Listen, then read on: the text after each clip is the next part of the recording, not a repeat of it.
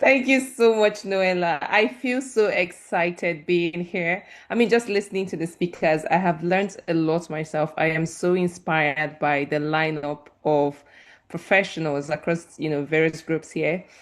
And I would just go straight to the point. As a teacher, a part of me is beginning to feel like our learners actually need some interactivity. So I'm just going to ask a few questions and then we can pick up from there. For this session, I just want to share my story.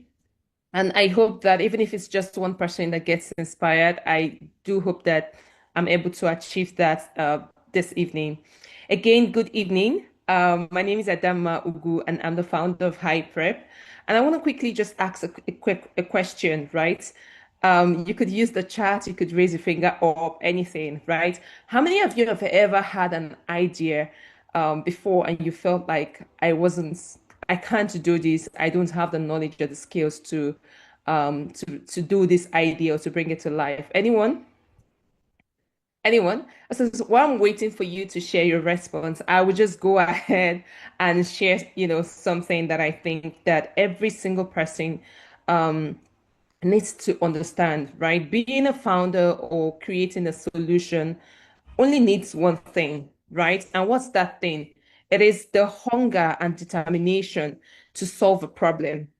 And to be very honest, you do not need to make up that hunger. If it's not there, then you don't need to push it. All you need to do is ask yourself, is there something around you that pains you so much when you see it or when you observe it, right?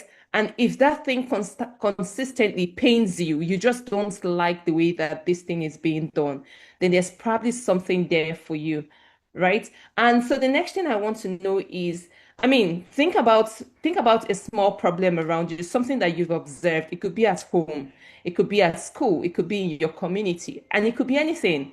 Maybe the bad road in your that leads to your house, or just anything at all that has annoyed you. Think about it. Anything at all, any problem at all that you've thought about ever in this world.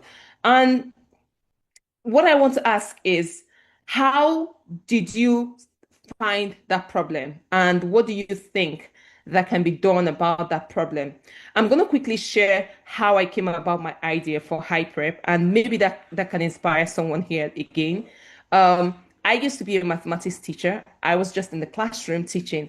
And then I realized that some students in the class are being left behind, right? It's like they are struggling to catch up with the other kids in class. I don't know if that has happened to anyone here before. It could be like math, English, or any subject at all, right? And then it wasn't one child, it wasn't two, it wasn't three. It's a lot of kids, right? But somehow, as a teacher, I had a syllabus that I needed to follow. And it was more important to the school system that that syllabus was completed than that each of the child was carried along. And you won't blame them. It was just because of some strict policies around how a school is run. Now, when I found that problem, I started to think, how can I solve that problem?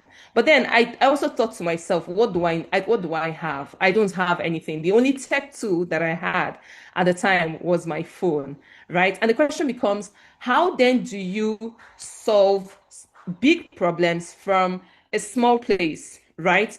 From a small place here could mean small you. Small place here could mean just a little village somewhere in the east, or a little village somewhere in the south of Nigeria, or any small part of the world.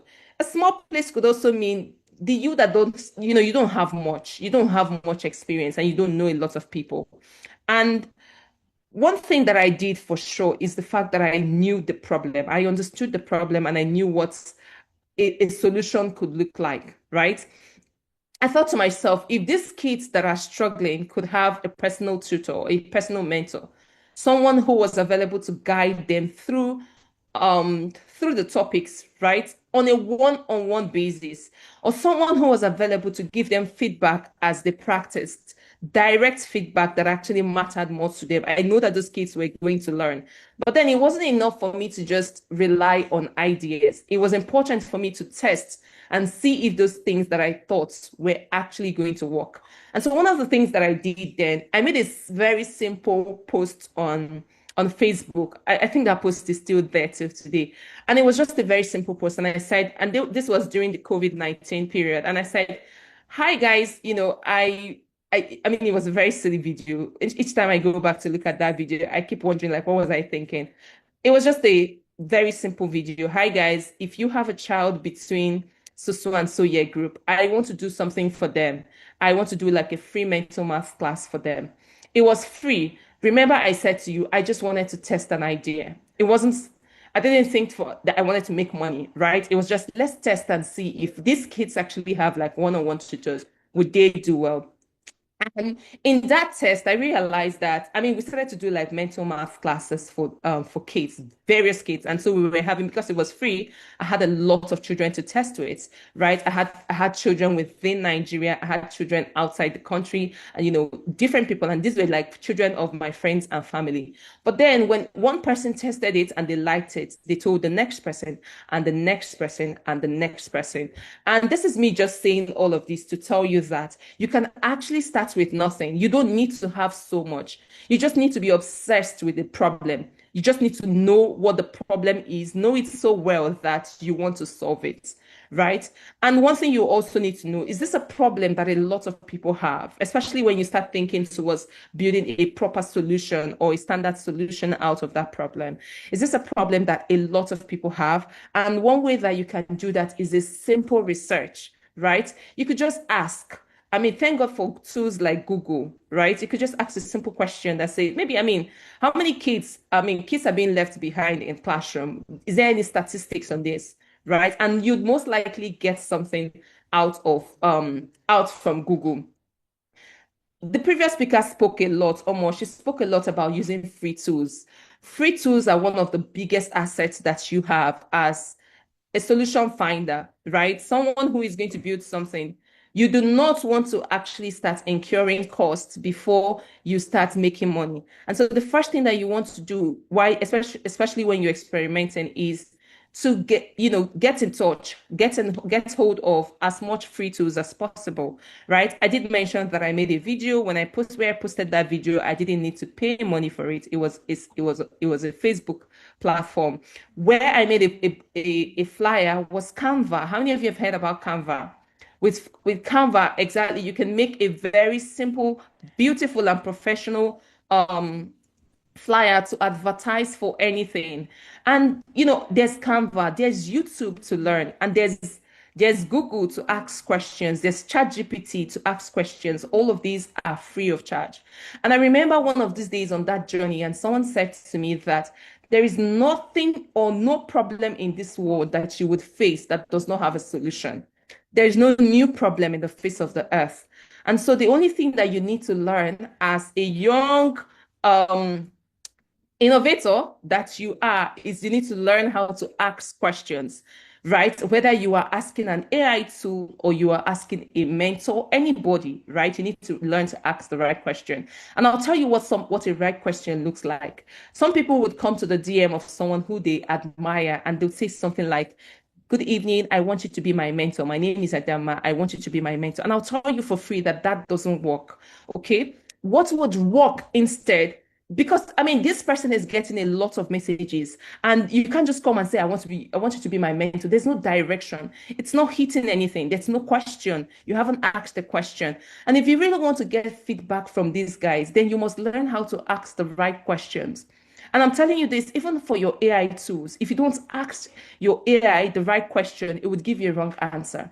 And it would not even apologize, okay, because you did not ask the right question. And so one of the ways that you would know a right question is that the right questions it comes with context.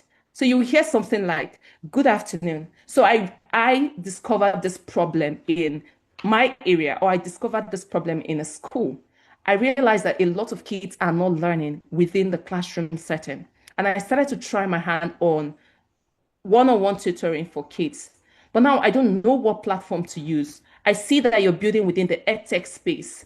Would there be any tool that you know that I can use to do so and so? Now, when you ask a question that is this direct, trust me, you're going to get an answer. But let me also tell you something. You would never know the right question to ask if you do not go out there to experiment on your ideas. So this is where we boil it down again to the free tools, right? The only way that you can ask the right questions is that you have actually given it a try and you have experienced a roadblock that is clear. You can see the roadblock, you understand the roadblock, and then you ask your question with context. And so today, I just want to leave you with this. I mean, I'm not leaving here, but I mean, if you could just have this word, behind your mind at every point in time, ask, search, try, and share. If you heard me, let's take that together. I mean, you don't need to unmute your mic. Just say it wherever you are. Ask, search, try, and share. And what this means is whenever you experience a roadblock, ask questions. Do not ever be afraid of asking questions. And if you do not know who to ask, put it out there that I am experiencing this roadblock and I do not know who to ask these questions. Can anyone help me? Any of the social platforms that you belong to or you have access to, trust me, you will get people that would help you and point you to the right direction. Number two, search. You want to actually be able to go out there and do your research. Check, ask questions, ask AI, ask Google, right? Number three is try. Now, when you hear ideas of certain things or tools, you're exposed to certain tools that you can use to solve a problem. Do not just sit down and say, okay, now I know this tool. Try, experiment. The thing about being a founder is you never stop building. Even up until today, big tech platforms like Google, like OpenAI, and all the other amazing tech platforms that we know continue to release versions upon versions upon versions. And the reason they're releasing this version is because they are gaining new knowledge about better ways of solving the problem, which has remained constant. Okay, and so do not be afraid of trying, and most importantly, share. Now, I'm not an advocate of writing a lot of ideas on your book. Any idea that you have, be it, I mean, it could just be even a simple design, graphics design. As much as possible, do the design and share it. The reason why you want to share it is because you want to get feedback. Once people come in contact with what you have done, they would give you feedback, right? Some of the things that we are building today at High Prep are not fully fleshed out. They are not fully ready, right? But would I fold my hands and say, oh, let's wait until when we are done building before I start to share it with the world, before I put it out there for people to test? No, I would not do that. The previous founder said something, the previous speaker said something about how fast-paced the tech world is. And I'll tell you that for free. The tech world is still fast paced. And I always believe that when you get an idea, it's almost as if there's something within the environment that is sharing that idea across to different people. And the person who wins in that space is this person who acts the fastest. And you do not need to know so much to act. All you need to do is to have a basic idea, right? And then share it, and get as much feedback as possible. Another reason why you need feedback is because you do not want to build in the dark. Now, why you understand the problem, until you share your solution with the people who are supposed to use your solution, you cannot tell for certain what they really need. Okay. And then the next thing is you're going to fail a lot of times. You're going to actually fail a lot of times. And the way I tell people this is fall in love with failing. Like fall in love with failure. To be honest, the success in the real life is very different from success within the classroom. I know that in the classroom, when you fail, oh, it's a thing of shame. In real life, you failing actually shows that you're doing something right. The fact that you failed means that you actually tested or you tried your hand on this thing a lot earlier. The people that are afraid of failing, or they're so careful, they do not want to fail, trust me, they are going to launch late. They are going to put out their solution to the world when it's no longer needed. So you should actually fall in love with failure. Be so obsessed with failure that when you see it, you tell yourself, yes, good, we are going to actually reiterate and come back, right? And continue to just be consistent. No matter what it is that you're doing, consistency is key, right? I'm going to actually round up on this note. It's very important that you attribute, or you know try to tell yourself, like, look at yourself into the future. When I started building High Prep, I remember I wasn't so desperate for success, and I wasn't even interested in that much impact. I just thought to myself, what can I do to help the kids around me? What can I do to help the kids in my school? But as time went on, I attended a couple of programs, and I remember one of these days where the speaker said to me, write what your goal is for the next 5 years. And I remember writing that my goal was to hit 1,000 students in 5 years using tech. And I remember what they said to us is that whatever that goal is, they needed us to 100 exits.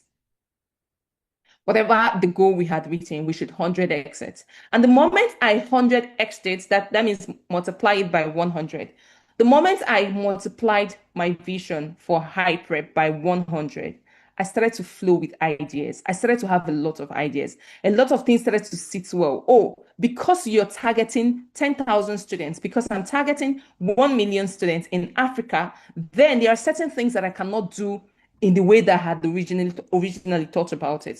So if there's one thing that you want to do today, write a goal for yourself. Tell yourself that this is what you want to achieve in 5 years from now. But most importantly, when you're done, 100x that goal because you need your mind to open up to what's possible. The world of tech is limitless. You have no borders, right? And one of the ways that tech has powered us Nigerians is look at the music industry. Look at what streaming platforms like Spotify and YouTube is doing for the music industry. Davido will sit at home and he will do a music, and guess what?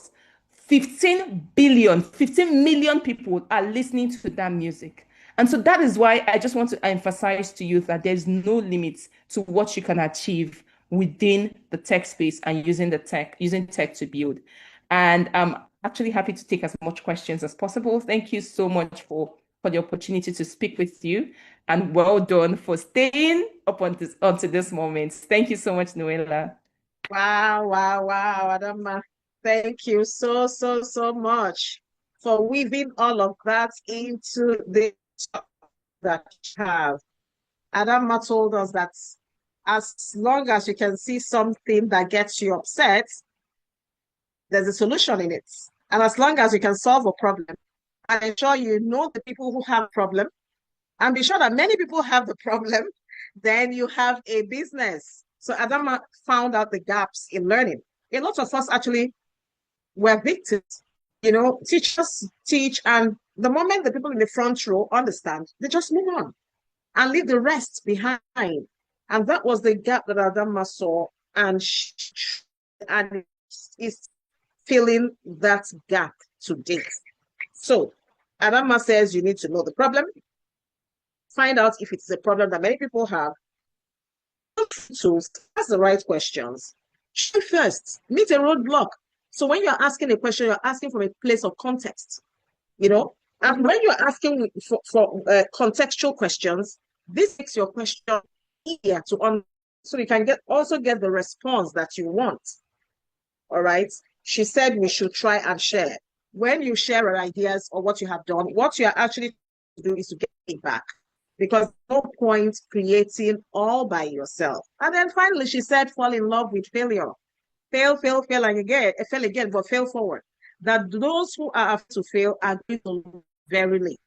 By the time they wake up, when everything is perfect, perfect time, perfect weather, perfect season, perfect year, they'll be launching in late. And by the time they launch, other people have.